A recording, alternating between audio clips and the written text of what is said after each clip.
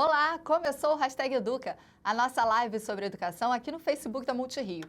Você pode perceber que a gente entrou aí com um pouquinho de atraso, mas é porque foi um probleminha na transmissão da plataforma mesmo, mas a gente já está aqui. E hoje, o assunto é interessantíssimo. Eu não paro de bater papo com um convidado aqui, que é o Roberto Lente. Eu já vou falar sobre ele mais um pouquinho, mas o assunto é neurociência e educação infantil. Sabe aquele senso comum que a gente tem? As crianças de hoje já nasceram com um chip diferente. Criança de hoje não é a criança do passado. A gente escuta isso em casa, na fila do supermercado, escuta isso na escola.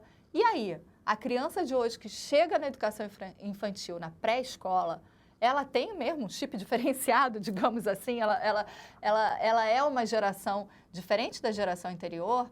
Essa criança que a gente denomina X, Y, Z, touch, que geração é essa? Que criança é essa que está chegando na educação infantil? E como você, professor, pode observar o desenvolvimento dessa criança e trazer possibilidades múltiplas para a sua prática escolar? Então, vem para cá, não deixe de participar, curta, comente, marque seu amigo que se interessa pelo assunto, porque hoje quem tira todas as nossas dúvidas é o professor do Instituto de Ciências Biomédicas da Universidade Federal do Rio de Janeiro, a UFRJ, e coordenador da Rede Nacional de Ciência para a Educação, Roberto Lente. Seja muito bem-vindo ao Hashtag Educa, professor. Obrigado pelo convite. Então, vamos lá. O cérebro humano, né, ele é biológico e cultural ao mesmo tempo, certo? Como é que é esse conceito? Então, a biologia do cérebro, ela não mudou há milhões de anos, porque a evolução demora milhões de anos para mudar a biologia de um órgão qualquer, inclusive o cérebro. Então, o nosso cérebro é igualzinho ao cérebro de Pedro Álvares Cabral. O que mudou é o ambiente, o que mudou é o meio, o que mudou é a maneira como a gente utiliza o cérebro, não é? Então, as crianças de hoje utilizam o seu cérebro de uma maneira diferente, talvez mais precocemente, talvez as crianças têm uma exposição aos celulares desde pequenininhas que a minha geração, por exemplo, não teve. As crianças, eu me lembro, os meus filhos, o problema não era celular, porque não tinha celular, era a televisão. Então, a grande vilã dos problemas da educação era considerada a televisão. Hoje a televisão virou uma coisa comum e o vilão passou a ser, aparentemente, a gente acha isso às vezes, o celular. Mas tudo pode ser construído de uma maneira benéfica. Então, não há um aplicativo ruim ou uma alternativa tecnológica ruim. Ela pode ser ruim e pode ser boa, depende de como a gente construa o funcionamento dela e a relação dela com a criança. Então, essa sensação que algumas pessoas têm, não, as crianças hoje já saem da maternidade entendendo tudo, com concentração, com atenção. Não, né? Não é verdade, não é verdade. Isso tudo tem que ser aprendido. A atenção é uma das capacidades chamadas socioemocionais que se desenvolve gradualmente, a sua base biológica cerebral se desenvolve gradualmente. Por exemplo, um bebê de 1 ano, uma criança até 2 anos mais ou menos, ela presta atenção no que está em frente dela. Se você tirar a boneca e esconder, não tem mais boneca, ela vai procurar a xícara, vai procurar outra coisa. Então, ela só tem atenção com as coisas que estão presentes em frente a ela. Depois que passam os 2 anos, se você tirar a boneca, ela vai atrás da boneca. Ela te pergunta, cadê a minha boneca? Então, isso significa que a atenção, ela está aprendendo a utilizar a sua atenção. Depois ela precisa, para prestar atenção, controlar os distratores externos. Então ela está trabalhando, está brincando com uma determinada coisa, e estão acontecendo outras em volta. E ela precisa apagar aquilo da atenção dela para concentrar no que lhe interessa mais. Então isso é uma aprendizagem, e às vezes as crianças que são submetidas a uma quantidade muito grande de estímulos, elas não conseguem aprender a focar a sua atenção. E nesse sentido, os joguinhos, os games, aplicativos... Que a própria mãe chega, tá impossível a criança, vou dar aqui para ela prestar atenção. E às vezes isso é eficaz. Então já existem estudos que mostram que a atenção pode ser ensinada, pode ser adquirida pelas crianças por certos joguinhos. É óbvio que uma coisa é um joguinho que é violento, por exemplo, não adianta nada a criança aprender atenção com um jogo com conteúdo violento, porque ela ganha atenção, mas perde conteúdo ético, perde capacidade de se relacionar com outras crianças de uma maneira pacífica, né? Então, se é um joguinho em que ela tem que atirar e matar pessoas na rua, é muito bom para a atenção visual, porque ela está prestando atenção na pessoa que ela tem que matar. Mas qual é a vantagem social e qual é a vantagem para a personalidade dessa criança dela focar a atenção numa atividade tão agressiva quanto essa? Então, é um conjunto de coisas que a gente tem que construir nos aplicativos para celular e todos os outros meios educacionais que forem aparecendo, vão aparecer outros daqui para frente, né? Agora, nessa fase da pré-escola, que é entre 2 anos, às vezes tem criança de creche que já vai para o berçário, do berçário, 6 meses, né? Já está num ambiente coletivo escolar. Nessa fase de 2 a 5 anos, como funciona o cérebro da criança? A partir dos 2 anos, essa idade de 2 a 3 anos é aquela fase do é meu, né? A criança pega um objeto e é meu. E não tem para ninguém. A outra criança vem e ela disputa aquilo com a outra criança. Então, o que ela vai aprender nesse segundo, terceiro ano de vida? Ela vai aprender que não é dela, ou que pode não ser inteiramente dela, ela tem que dividir com outras crianças. Então, essa é uma competência socioemocional que é muito mais importante do que ela aprender tudo sobre aquele objeto que ela está manipulando. Aprender a dividir aquele objeto, a compartilhar com outras crianças, a brincar juntos com outra criança. Então, isso é muito mais importante do ponto de vista do desenvolvimento psicológico e cerebral da criança do que o conteúdo propriamente. Por que isso? Porque isso se chama...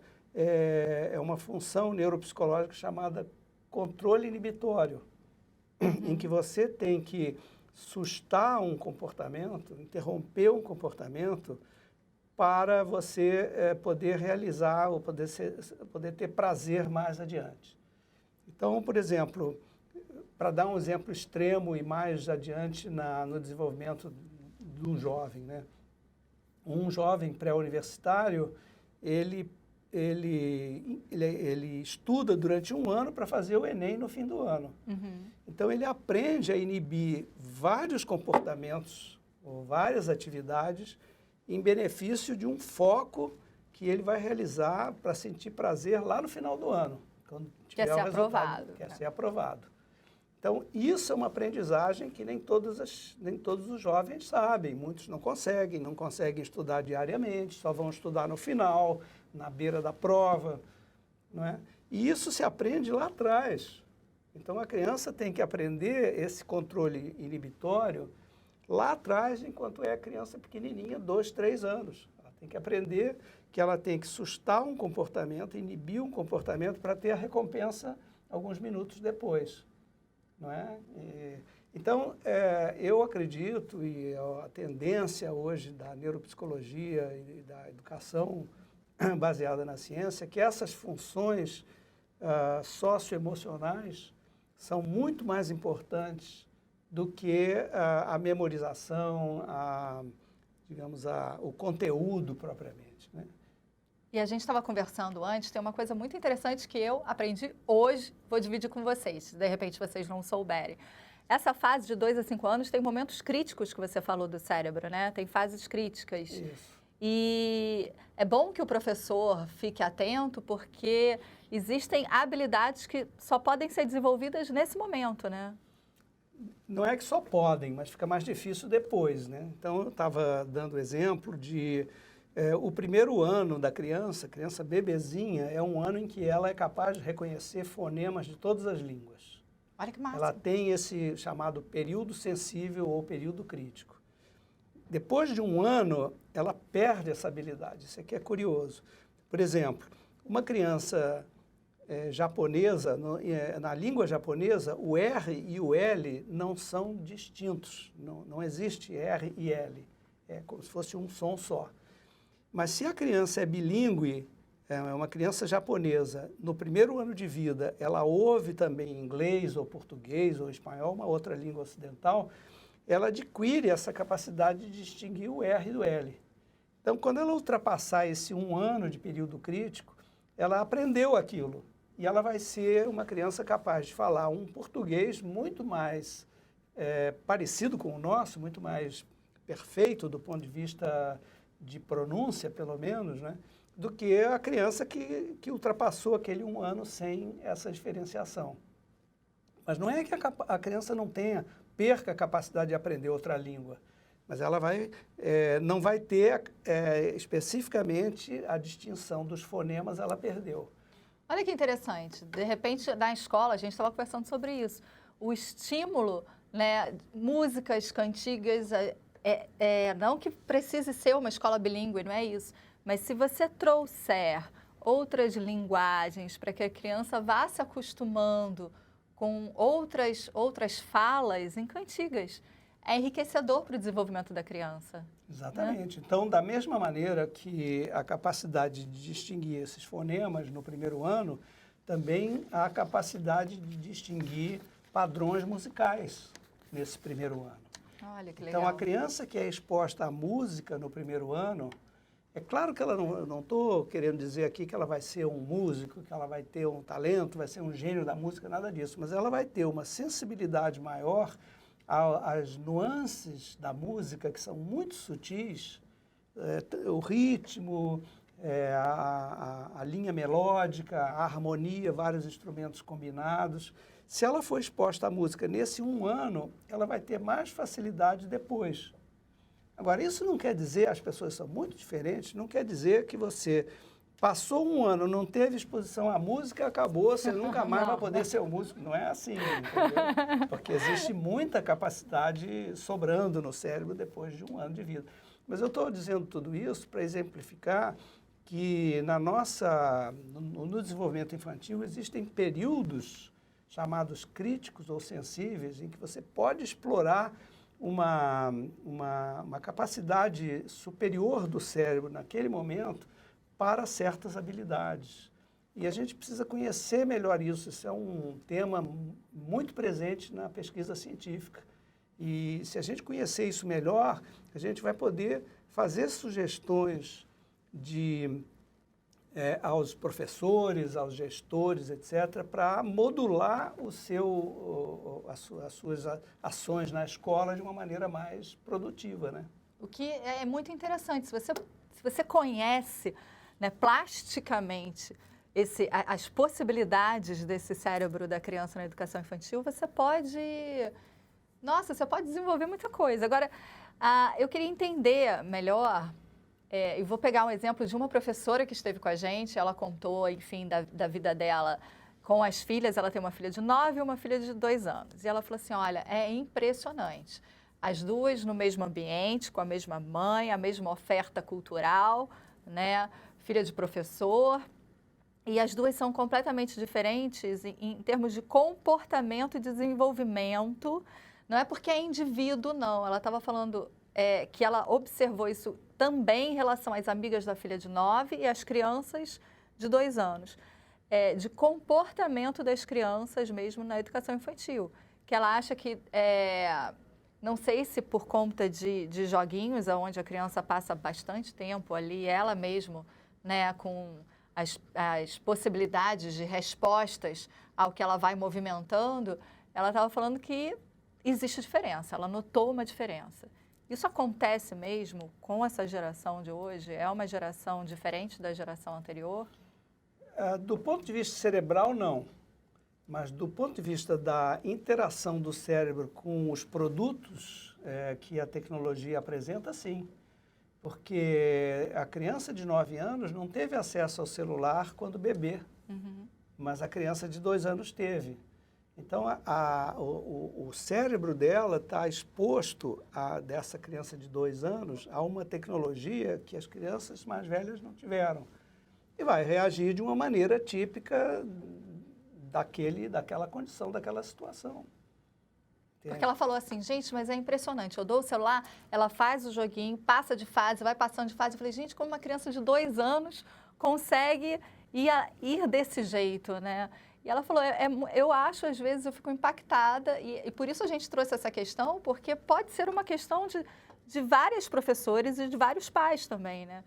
Como estimular essa criança e como entender que criança é essa que está tão imersa, né? Eu acho, assim, que tudo que é exagerado não é bom. Então, se você pegar, por exemplo, as pessoas dizem assim, as crianças não leem mais livros, os livros estão morrendo, as crianças só querem saber do celular. Mas se você pegar uma criança que lê, ou uma criança de uma geração anterior, que só tinha exposição aos livros, se essa criança ficasse o dia inteiro lendo, lê 300 livros e não faz mais nada, isso não é bom. A criança não faz exercício físico, a criança não tem contato com outras crianças, a criança, portanto, não tem desenvolvimento socioemocional, cooperatividade, criatividade. Ela só lê. Isso também não é bom. Então, mas um instrumento tecnológico que já está, para a geração atual, ultrapassado, entre muitas aspas. Então, tudo que é assim, exagerado não é bom. Se a criança fica muitas horas por dia com o celular, isso a priva de correr, de brincar, de cair, de brigar com outras crianças, de abraçar outras crianças, de ficar com raiva de uma que, enfim, que ela não gostou e de gostar de outra e abraçar a outra, porque ela fica imersa naquela realidade pequena do celular. Você tocou no assunto, a gente fez um programa aqui na Multirio, que é o Em Tempo Real, e a gente entrevistou a neurocientista Susan Greenfield. E ela fala que na pesquisa dela, algumas capacidades humanas, ele já está, não é que estava se perdendo, mas assim, está ficando lá muito reservada. Adolescentes que jogam, nessa relação com o outro via, né, digital, você vai perdendo a capacidade de perceber até a atração de alguém. Você passa só a se relacionar através do mundo virtual, você perde a capacidade de ser sensibilizado pelo cheiro da outra pessoa. São algumas coisas que a gente vai deixando de lado e que elas são fundamentais para o convívio humano, né? Exatamente. A gente estava comentando antes que a escrita cursiva, né? As crianças tendem a desaprender aquilo, ou não aprender, né? Porque elas, aliás, é assim, né? Com as duas mãos e os polegares. É frenético, né? Eu não consigo fazer de jeito nenhum. Polegares. Mas essa habilidade da escrita cursiva é uma habilidade motora muito importante, que vai, por exemplo, facilitar o desenho, porque a letra é desenhada, né? Vai dar vai formar na criança uma habilidade, uma destreza com a mão e com os dedos, que é muito mais rica do que essa de ficar fazendo assim. A gente estava testando, vou até colocar aqui. É uma perda. Né? A gente estava vendo que tem muita criança hoje em dia que não sabe segurar a caneta. E, mas por que segurar a caneta ou o lápis é importante? Porque ela vai fazer esse movimento pêncil, o movimento né? de articulação de todos os dedos, enquanto que o do celular é só isso. É mais pobre. Como educação motora é muito pobre. Então, a criança que só sabe fazer isso, provavelmente terá uma dificuldade maior em aprender um instrumento musical, por exemplo, que exige uma habilidade manual muito mais desenvolvida, muito mais elaborada e rica, né? A gente estava falando, né? Segurar, a gente não percebe isso, mas é segurar o talher, é cortar alguma coisa, usar a tesoura, por exemplo, né? Para fazer, quando eu era criança, lá, nem digo quanto, a gente fazia trabalhos de usar a tesoura para fazer, recortar animais, recortar letras. É uma habilidade importante. Tem uma pergunta da Priscila Francischini, que ela diz o seguinte: cabem aos pais estabelecer critérios como horários para os filhos acessarem redes sociais, por exemplo? Cabem aos pais e cabe à escola, talvez, orientar os pais sobre que repercussões pode ter um excesso de exposição ao celular, ou que repercussões pode ter, por exemplo, para o sono, que a criança seja exposta ao celular até tarde da noite. Já tem dados agora sobre o efeito luminoso, né? Exatamente, exatamente. Então, é claro que os pais tem uma importância muito grande, porque tem uma relação direta e constante, contínua com a criança. Mas a interação dos pais com os professores e o sistema escolar orientado pelas descobertas da ciência, eu acho que isso vai dar uma solidez maior à orientação que os pais podem receber da escola. A gente já está encerrando a live, eu só queria sugestões, se fossem possíveis, né, da gente pensar em como que a creche e a pré-escola, ela deve se preparar, ou pelo menos ficar atenta a essa criança, que já chega assim, talvez mais atividades de psicomotricidade, né, com corte, desenho. O que a gente poderia estimular o que essa criança já traz de informação e desenvolver outras habilidades? Olha, eu acho que o papel mais rico da escola é a oferta de diversidade de estímulos para as crianças. Então, tudo que é único é ruim para uma criança, porque ela tem que explorar o seu cérebro em todas as suas capacidades. Então, se uma criança chega na escola e só fica no celular, eu diria que a escola tem que, de uma maneira que eu não sei fazer, mas a escola sabe, demovê-la de trabalhar só com o celular e, quem sabe, vamos fazer massinha, vamos recortar. A criança que só recorta ou só faz massinha, quem sabe ela gosta de trabalhar com um aplicativo do celular. Game, Então, estimular a diversidade, a troca entre as crianças, eu acho que seria o mais rico, porque faz com que as crianças se encontrem no que elas são melhores ao longo do desenvolvimento. E as crianças fazem isso muito cedo. Ainda na creche ou ainda no período, assim, sei lá, a partir dos 2 aos 5 anos, a criança descobre muito sobre si mesma, né? E então a oferta de muitas possibilidades para ela faz com que ela vá aos poucos se descobrindo, não é? Ok. Professor, muito obrigado. A gente teria 1000 coisas para perguntar ainda. Tem tempo, produção? Pode? Não, olha, já estourou. É um assunto que eu gosto muito. Muito obrigada pela sua participação. Obrigado, eu que agradeço a oportunidade. Alguma dúvida que você que acompanha o Hashtag Educa tenha, pode procurar lá o Instituto, professor? Pode procurar o Instituto, pode mandar um recado pelo Messenger. Olha aí, viu? Obrigada. Eu respondo. Que bom, viu? Obrigada, professor, pela participação e obrigada a você que acompanha a gente no Hashtag Educa. Até a próxima.